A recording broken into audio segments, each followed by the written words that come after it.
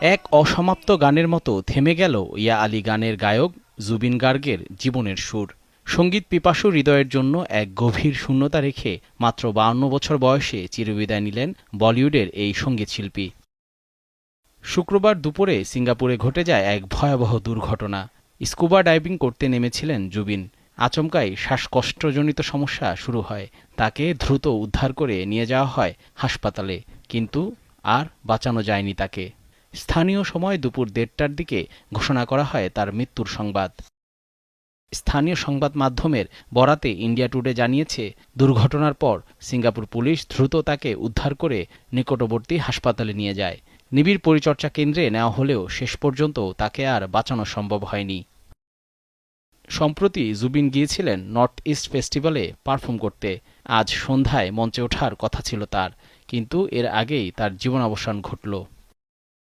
১৯৭২ সালের ১৮ নভেম্বর আসামের তেজপুরে জন্ম জুবিন গার্গের। সেখান থেকেই শুরু হয়েছিল এক সুরেলা যাত্রা।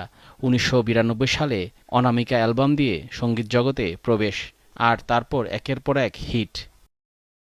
আসামের স্বর্ণকণ্ঠখ্যাত জুবিন গার্গ জাতীয় পরিচিতি পান বলিউড সিনেমা গ্যাংস্টারের জনপ্রিয় গান ইয়া আলীর মাধ্যমে। গানটি ভারতের সঙ্গীতাঙ্গনে তুমুল জনপ্রিয়তা পায়। এরপর তিনি ক্রিশ ৩ সিনেমার দিল তু হি বাতা, পেয়ার কি সাইড ইফেক্টস সিনেমার জানে কেয়া চাহে মানের মতো একাধিক হিট গান উপহার দেন।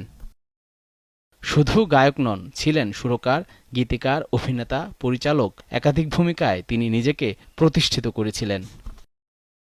আসাম, উত্তর পূর্ব ভারতের বিভিন্ন প্রান্ত থেকে শুরু করে দেশজুড়ে জুবিন গার্গের মৃত্যুতে শোকের ঢল নেমেছে।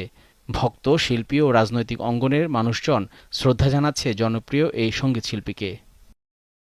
জীবনের শেষ সুর গেয়ে হাজারো অনুরাগীকে কাঁদিয়ে চলে গেলেন জুবিন গার্গ।